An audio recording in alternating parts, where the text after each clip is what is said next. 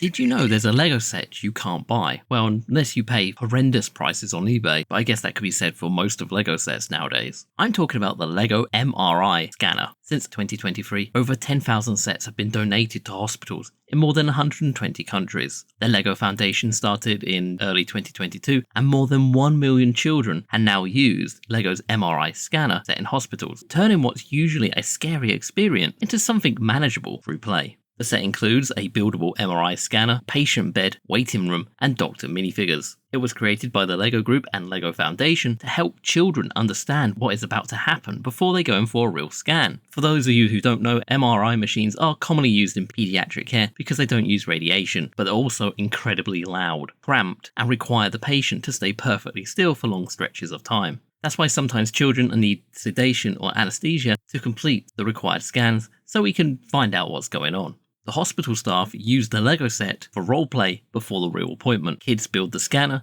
move the minifigures around, and here's what's going to happen in a way that makes sense to them. The set itself is 559 pieces and includes the staff minifigures, medical accessories. Unfortunately, it's not available in stores, but of course you can find it on resale sites like eBay, but expect to pay over $500 for it. So good luck with that. With the LEGO Insiders Weekend and Black Friday 2025 rapidly approaching, a new promotion has appeared. LEGO Set 40778, the Winter Gazebo. This is a new gift with purchase, and according to the current information we have, this is a 245 piece build that will be free with purchases over $130 and will be available from the 3rd to the 9th of December. The set also includes 3 minifigures wearing Christmas jumpers, each with their own instrument, and the gazebo build itself looks sharp with good detailing that fits a holiday theme, with a little Christmas tree build in the centre. It's a solid festive gift for early December shoppers.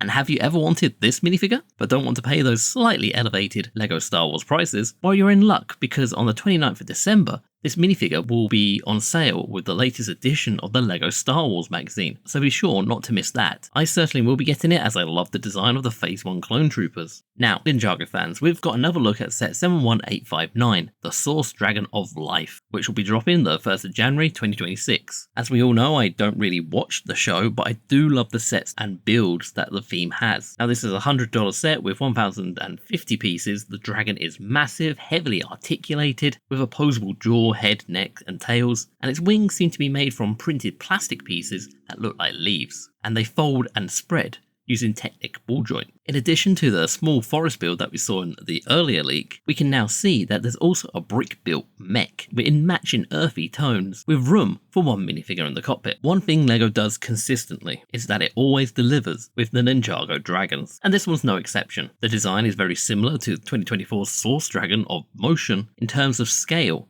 and shaping. And finally, we have some clearer images of set 76463, the Hogwarts Castle Hospital, which also launches the 1st of January 2026. This is a 970 piece set that costs $100, and it's the next expansion for what LEGO calls the most detailed Hogwarts castle to date, and the most expensive. Of course, there's a bunch of minifigures included in this set, and you also get the spider with roller skates from Ron's Bogart scene. Strangely, a set that cooked the hospital wing, there's no Madame Pomfrey. That's like having a library with no librarian. And while you get Ron's Spider Bogart, there's also no Snape in Neville's grandmother's clothes, which would have been an awesome exclusive minifigure for this set, and probably justify the price a little bit more.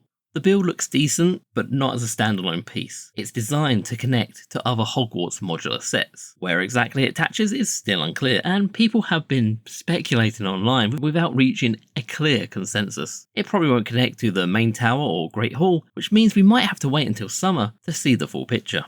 Earlier, I was scrolling through Reddit looking for LEGO news. Okay, I was looking for Zenless Zone Zero updates, but I found something interesting. Is this the most expensive Star Wars set on the market? The price is over $13,000, but why is it so high? Yes, it's old, it's rare, and not many people bought it when it first dropped. And over the years, it's become something legendary. This is mostly because of one thing: the minifigures, more specifically, the Boba Fett minifigure. This is a minifigure that collectors obsess over, as having that figure completes their collection, and it seems they'll pay almost anything for it. Look, I get the appeal. I have brought sets because of the minifigures. but I'd rather have $13,000 in a LEGO store than own a single minifigure. But that's just me. Also, a quick channel update that I've been sent the Pantasy Motorcycle Restaurant to build and review, which is new territory for me. I've never done a proper review before, so I thought to myself I need a system. The challenge is giving you enough information without spoiling the set, and nobody wants a review that ruins all the surprises. But you also don't want one that doesn't tell you anything. After thinking that through and watching how other people review LEGO sets, I came up with 5 categories that I'll rate with stars. More stars mean I like it more, fewer stars doesn't mean it's bad, it just means it's not my favourite in a theme or series.